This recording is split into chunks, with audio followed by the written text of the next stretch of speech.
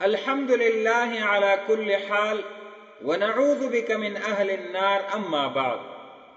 بسم الله الرحمن الرحیم.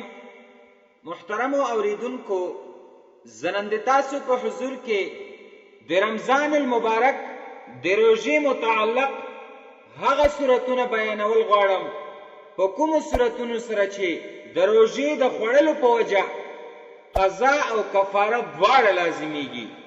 اول نمبر، بغیر د عذر او بغیر د چا د زور نه قصدن خوراک څښاک کولو سره قضا او کفاره دواړه لازمیږي.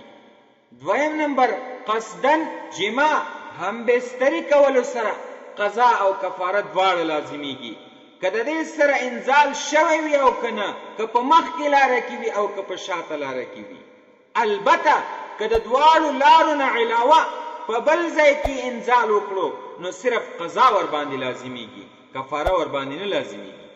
دریم نمبر، کوم شی چې د غذا یا د دوایي دپاره استعمالیږي د هغې معمولي مقدار قصدن خوړلو سره قضا او کفاره دواړه لازمیږي. خو شرط دا دی چې دا یې د غذا یا دوایي دپاره خوړلی وي. اوس د غذا په تعریف کې د فقهاو اختلاف دی، یعنی چې د غذا نه مراد څه شی دی.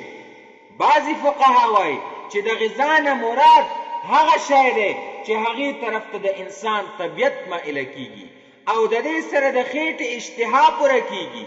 بیا بعضې فقها وایي چې غذا هغې ته وایي چې هغه په څو طریقې سره بدن ته قوت او نفع رسوي. اکثر فقهاو اول تعریف ته ترجیح ورکړي، لہذا د دې اولني تعریف په رڼا کې په دغو کارونو سره قضا او کفاره دواړه لازمیږي. اول نمبر، کومه خاوره چې خلق د علاج یا لذت حاصلولو دپاره خوري او د خلقو طبیعت ورته مائله کیږي، نو داسې خاورې خوړلو سره قضا او کفاره دواړه لازمیږي. سګرټ څکل، نسوار اچول، خو چې دغه کوم ذرات یې دي دا یې حلق ته لاړ شي، او نور داسې شیونه چې هغه خلق د علاج دپاره یا د نشې دپاره یا د غذا دپاره استعمالوي، د دې په خوړلو او څکلو سره قضا او کفاره دواړه لازمي. د خپلې بیبي یا محبوب کس لاړې د لبچوسۍ په وخت څټل او تیرولو سره قضا او کفاره دواړه لازمیږي، ځکه د دې نه خلق خوند او مزه اخلي. البته د بیبي او محبوب د لاړو نه علاوه د نورو خلقو لاړې څټلو او تیرولو سره صرف قضا لازمیږي، کفاره نه لازمي. که چېرته د یو کس نه روژه هیره وه، په خوله کې یې مړۍ ژویله چې په دې وخت کې ورته روژه رایاده شوه، نو که اوس دغه کس دغه مړۍ تیره کړه نو په ده باندې قضا او کفاره دواړه لازم دي، ځکه په خوله کې موجوده مړۍ تیرولو طرف د انسان میلان وي او په دې سره د خېټې اشتها ختمیږي، لہذا په دې باندې د غذا تعریف صادق دی.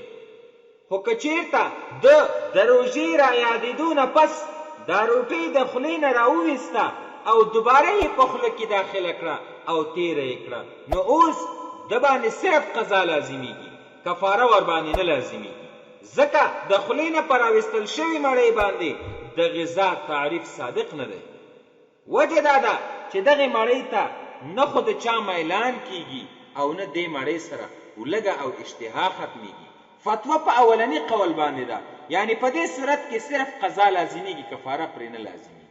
همدغه شان حکم د هغه صورت هم دی چې یو کس د پېشمنۍ په وخت په خوله کې مړۍ وي او په دې وخت کې د سحر وخت داخل شي، په خوله کې یې مړۍ وه د تیره کړله، سره د قضا او کفارې دواړه په ده لازم دي. څلورم نمبر، کچا اومه غوښه یا کچا واز د خوړلو سره قضا او کفاره دواړه لازمیږي، خو شرط دا دی چې دا بدبویه او څښا شوي نه وي، ځکه که دا بدبویه شوي وي نو بیا صرف قضا لازمیږي، کفاره ورسره نه لازمیږي. پنځم نمبر، د مختار قول په بنا د غوره قول په بنا باندې معمولی مالګه خوړلو سره قضا او کفاره دواړه لازمیږي. شپږم نمبر، د غنم یا د بل څه شي دانې یې خولې ته واچولې او ژوندۍ یې تیرې کړې نو دې سره قضا او کفاره دواړه لازمیږي. خو که یوه یا دوه وړې دانې یې په خوله کې داسې وژویلې چې په غاښونو کې یې غایبې ورکې شوې او په حلق کې خوند محسوس نه کړو نو په دې سره روژه نه ماتېږي. دغه څو صورتونه چې نن ما تاسو ته ذکر کړل دغه هغه صورتونه وو چې قضا او کفاره دواړه پرې لازمیږي. الله دې موږ او تاسې ټولو ته د صحیح طریقې سره د روژې نیولو توفیق را نصیب کړي او موږ او تاسې دې الله تعالی د دغسې کارونو نه په روژه کې وساتي. آمین یا رب العالمین.